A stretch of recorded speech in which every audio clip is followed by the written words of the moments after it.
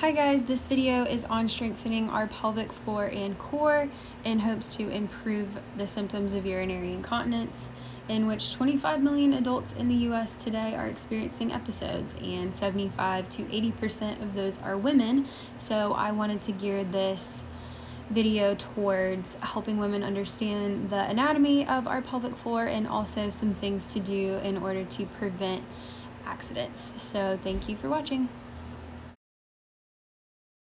So to the right, we have a picture of the female urinary system with our kidneys leading to our ureters, bladder, and as you can see on the right side of the picture, you can see the pelvic floor muscles just above the urethra, which are quite involved in our ability to hold it.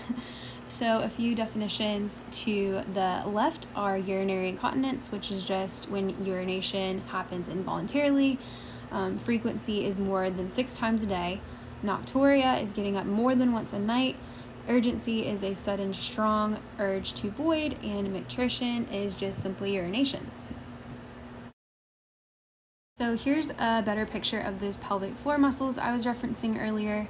It's essentially like our muscular trampoline in our lady region that helps us stop our urine flow and also let it go. So these can be stretched out from childbirth, pregnancy, a chronic cough, obesity, or chronic constipation. Lots of things can stretch these out, but the good news is there are a lot of exercises that we can do to strengthen these muscles.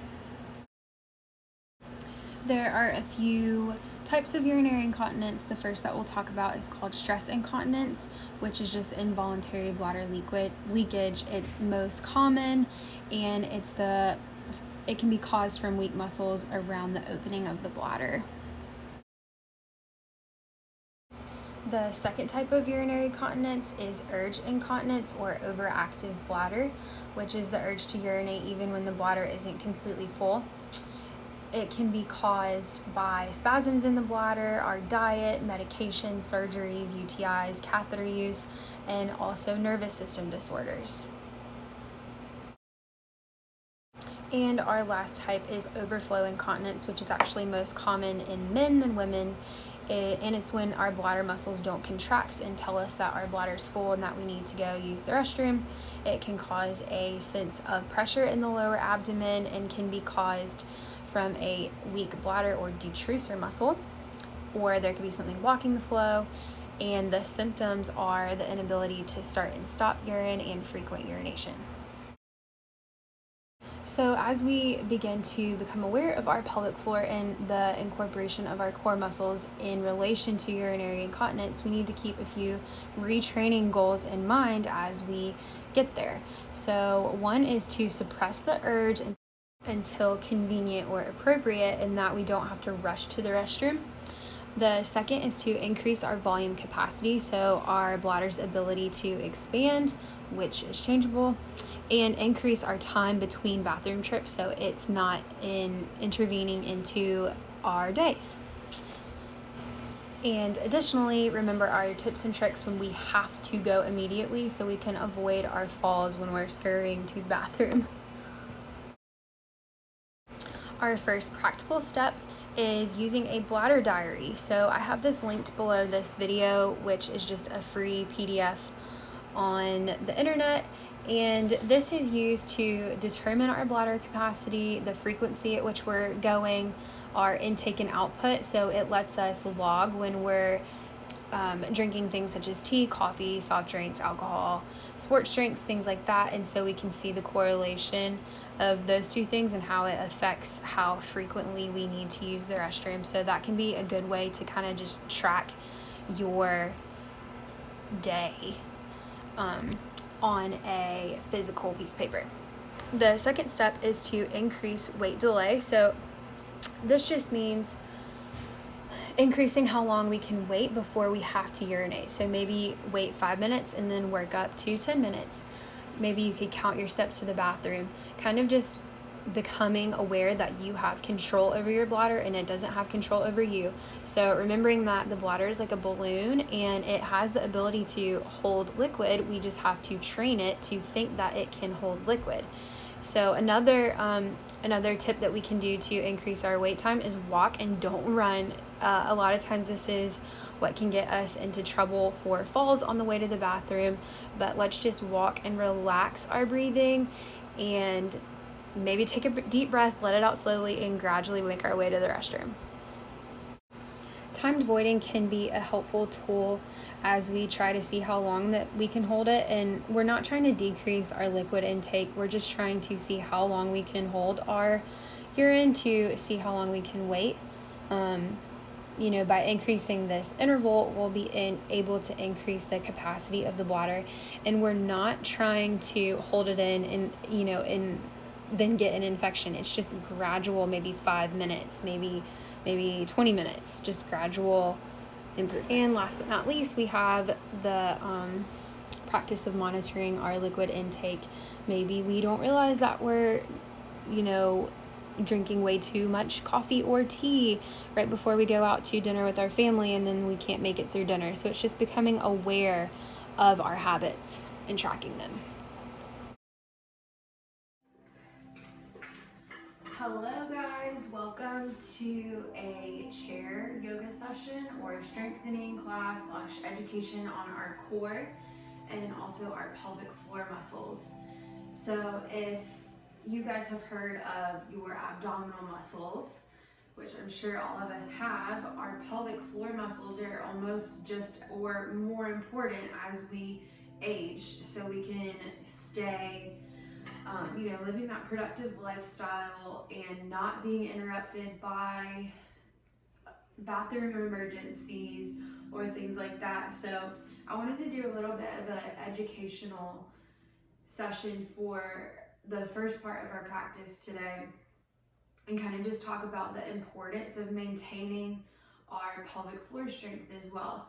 So if you guys know that feeling that when you're stopping the urine flow, if you're using the bathroom, kind of like pulling up through those pelvic floor muscles, you can do it while you're seated in your chair right now.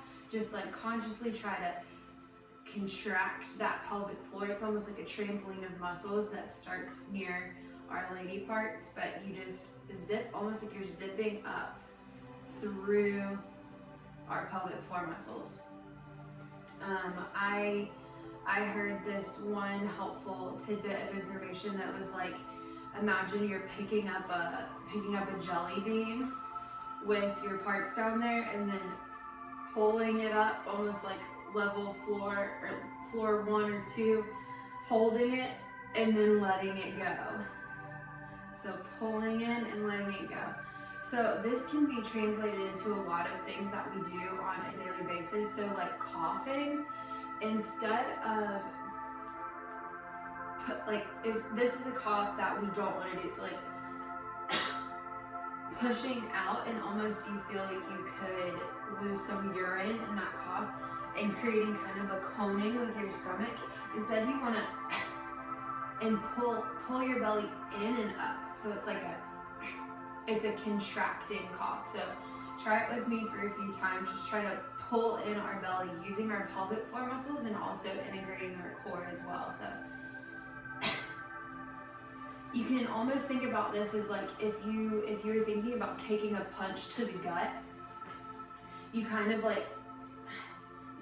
absorb the punch. So it's like, I'm trying to do it with just my stomach, but exaggerating it a bit. So it's just like,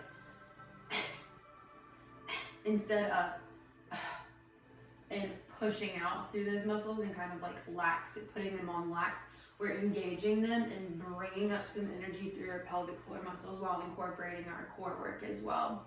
So many people experience urinary incontinence in our nation and the world, and most of those are women, and it's something that can be prevented and improved with just being aware of little things that you can do throughout the day. Like for instance, if you have problems with not making it to the restroom or dribbling a bit on your way, we can make conscious efforts to realize that we need to go to the bathroom, and then maybe timing ourselves saying, okay, it's 2 o'clock right now and I want to work on holding it for 5 minutes. So maybe just sitting down, taking a breather, and then just breathe, realizing that, you know, we do have control over those muscles, and maybe practicing pulling up and in through our pelvic floor and through our core muscles as well. So maybe having a little diary of like a bladder control diary, you know, saying, okay, I made it 2 minutes today, I'm gonna make it 5 minutes tomorrow. And also another thing that we can do is not working on mentally having the power to not rush to the bathroom, because that's when a lot of our falls will happen, is when we're, you know, making a hurried shuffle to the bathroom so we don't have an accident. Let's just breathe, walk slowly, and then think about some practical things to do. I will upload a PDF, probably to a link below this video, that you can access information on the pelvic floor, and maybe like a diary for bladder control and things like that that can help you practically throughout the day. So next, let's come into our practice, and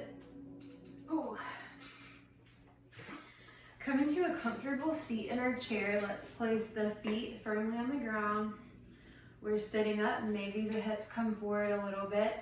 Our shoulders are back and down. Our hips are firmly grounded through the chair. And let's just bring consciousness to our breath.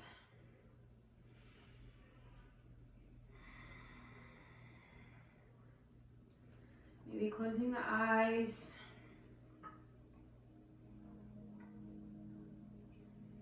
Let's think about something that we're thankful for today.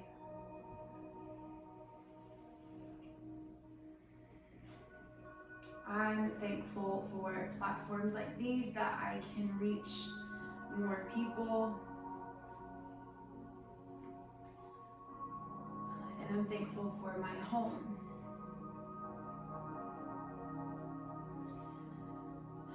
As we keep those things in mind that we're thankful for, let's extend our breath, making each inhalation a bit longer and exhalation as well. Inhaling through the nose, exhaling through the mouth. Inhaling through the nose, exhaling through the mouth. As you continue this breath, let's start to realize and bring awareness to our tummy muscles and their role in our deep breathing. So as we expand, we notice the ribs flare out. Now let's contract our core to bring those ribs back in. Maybe you can visualize your diaphragm pulling down your stomach like the seat of a trampoline, and then recoiling back as we exhale. Maybe contracting the core a little more on each exhalation, pulling up through our pelvic floor muscles as we exhale. You should notice a little bit natural of a little arch of the spine, and then natural curvature of the vertebra as we exhale. Inhale, the chest comes out as we expand. Exhale, pull in around the spine. Inhale, open. Exhale, contract the core. Good. Inhale, expand. Exhale, contract the core. Now that we have this little bit of awareness of how our core is involved in breathing, let's make our movements a little bit more fluid. So as we extend on this inhale, let's pull the tummy over towards the left side of our chair. Exhale, round the spine towards the back. Inhale, the stomach comes to the right, and my hips aren't moving, it's just my core doing this work. So it's really asking a lot of our core here. Let's extend the chest out front ways. Exhale as we pull to the left. So we're creating this little, it's almost like a dance, doing like a body roll to the sides while our hips are staying glued into the chair. So just your core is doing the work here as we speed it up a little. Maybe not hitting every point so precisely, but creating kind of just a body roll. Inhale up, exhale, release. Inhale, core is engaged. Exhale, pull the core back. Inhale up, exhale, belly button sucked in. Exhale, push it out. Good, now let's go the other way. Noticing how our spine is opening up as well, as we're inviting some fluid into every little vertebra. We can incorporate the neck a bit if we want. And knowing that if this is uncomfortable for you at any time, just coming to a normal seated posture, taking a break, you can always return to that breath. All right, and come ahead and center the body as we leave the hands planted on the thighs. We're gonna come into a few cat-cows.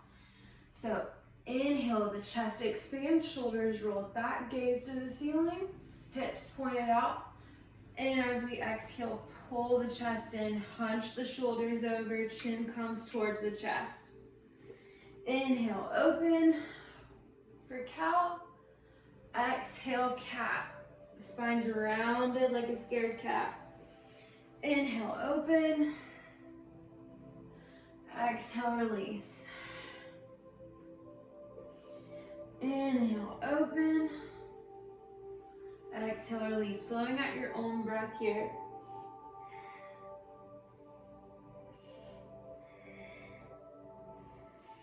And return to center. Now let's keep this flow going with our breath as we inhale that right arm up above the shoulder, above the head, and then we're reaching over towards the left side and bring it back to center. Inhale, left arm comes up. Exhale, release. Inhale, up. Now contract the core. Feel those oblique muscles on the right side and pull the arm back down to center. Inhale, left arm comes up. Exhale, release. Inhale, up. Exhale, release. Imagine you have a pool of water above you and you're reaching up to catch a breath above the water. Exhale, release. Inhale, up. Grab somebody's hand up there. Pull them into the water too. Exhale, up. Grab that hand.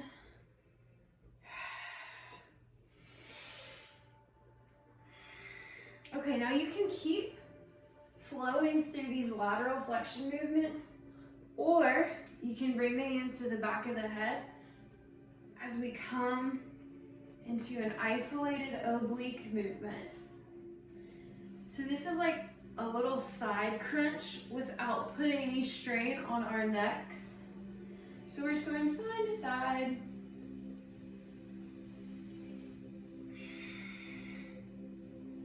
Fingers spread wide across the head as we activate through our oblique muscles, creating some heat. Nice job.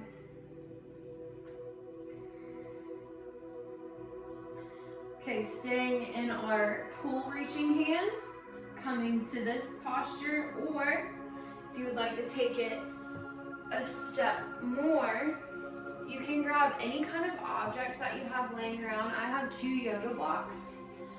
You can do 1 yoga block, whatever you feel works for you today.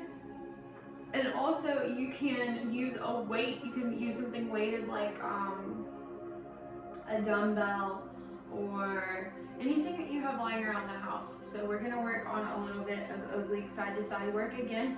So staying in your flow, Or reaching down like you're picking up a suitcase handle, bringing that up, passing it to our other hand, and placing that block down on the other side. Inhale, up. Exhale, pass and release.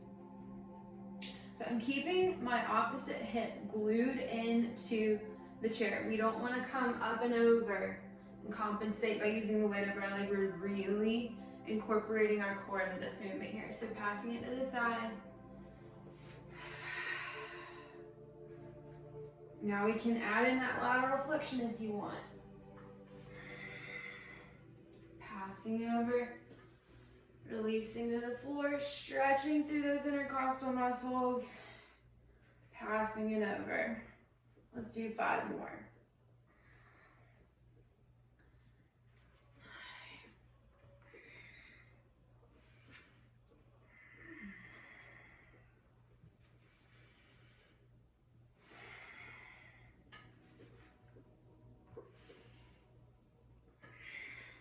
Two more.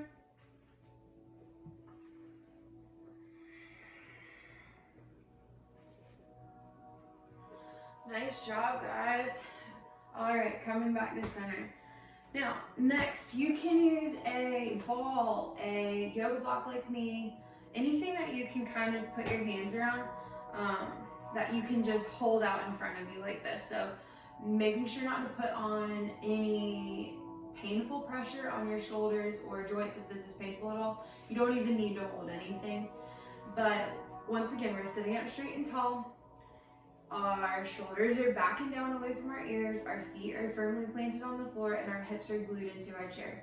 So let's take whatever object you have and pull it into the chest. Really squeezing the object. So I'm creating some tension in my pec muscles or my chest muscles right next to my armpit right here. And some dynamic tension through my hands as well. So we're building that bone to muscle strength through our arms as we do this. Let's extend and exhale, pull the object back to our body, engaging our core. Inhale, open and push. Good. Pull. Exhale, push, squeeze, squeeze, squeeze. Engage our back muscles and pull that object back to you. Good. Exhale, push. Inhale, pull. Exhale, push.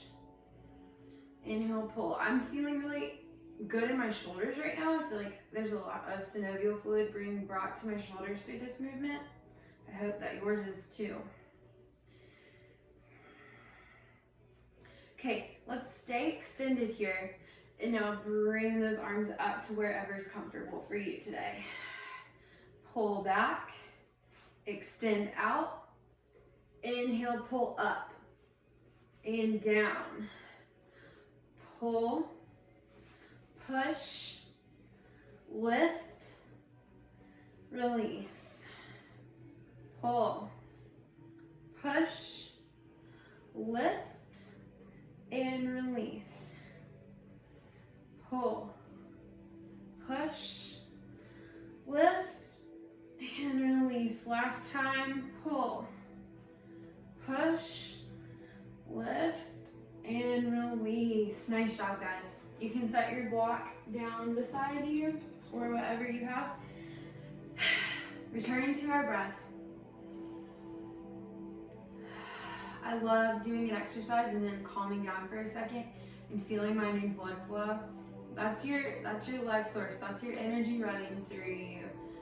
That always makes me feel alive. So returning to our breath and then feeling that tingling sensation down to your feet, through your arms, through your shoulders, through your neck, and most importantly, through our core and pelvic muscles. So this whole time we're thinking about consciously zipping up through our core and pelvic floor area.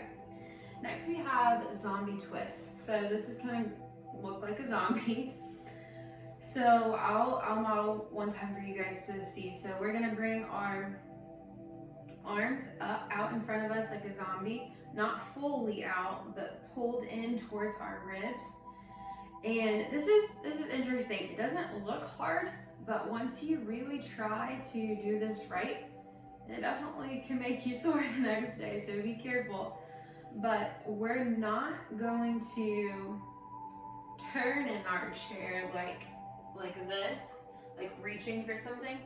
We're almost like staying, like this is one unit with our body. So we're just turning as far as the core will let us and back to center. Like there's a rod through your neck and back that's keeping you moving as a unit. 2. You basically cannot do this without feeling every abdominal muscle that you have. Pulling back to center. Inhale to contract the core and pull back to center. Here, I really notice all of like the incorporation of my spine with my core and their relationship to each other. Let's do 2 more. Inhale to twist. Exhale to release. Inhale to twist. Exhale, release. Good job. Relax. Shake out those wrists. Very nice. Okay, we haven't moved our legs yet. Let's move our legs a little bit. Pumping the ankles. Feeling our calves engaged. Maybe sticking out that right leg. Giving that ankle a few rolls back and forth. Left leg out. Ankles a few rolls. All right, very nice. Let's use our legs as our weight for our next core activity. So if you want more of a challenging posture, you can scoot forward in your chair. If you're feeling like you need to give your body a bit of a rest, you can come back and use the support of your chair, knowing that that would make this posture easier. So grade up or grade down according to what you feel today and how you want to work your abs today. So I'm going to come about halfway, knowing that you can switch between these if you want. But we're going to bring that right knee towards the chest. Extend your foot out in front of you like you're karate kicking. Pulling those toes back towards your face. Bending at the knee. And releasing back down. Inhale, left knee comes to the chest. Engage our quadricep, kick, karate kick out. Pulling the toes towards the face. Bend at the knee. And release the leg. Good. Right leg. Here we go. Kick. Bend. And release. Contract the core. Kick the foot. Bend the knee. And release. Here we go, right leg. Knee to chest. Heel out. Heel back. And release. Left leg.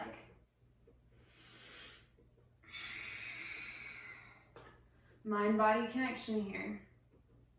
So as we come back to our left leg, let's inhale. Exhale. Inhale. Exhale. Inhale, right leg. Exhale, kick. Inhale, bend, and release. Here we go, is our challenging section. Let's lift both. Exhale, kick. Inhale, lift. Exhale, release. I am definitely feeling that. Let's do 2 more. Inhale, lift. Exhale, press. Inhale, lift. And release. Last one, guys, come on. Inhale, lift. Exhale, extend. Bend. And release. Feeling that in my hip flexors as well. Whew. Good job, guys. Okay, let's just return to our breath. Thanking our bodies for the work that you just did today, guys. This can help with fall prevention, getting up off the floor, twisting, reaching safely, not hindering or hurting our backs or compensating with our necks in any way. Maybe do this a few times a week if it feels good. Maybe thinking about doing these exercises throughout your day or as you're watching TV. Thank you so much for joining me today. I hope that it helps, and I would love any feedback from you guys. So, namaste.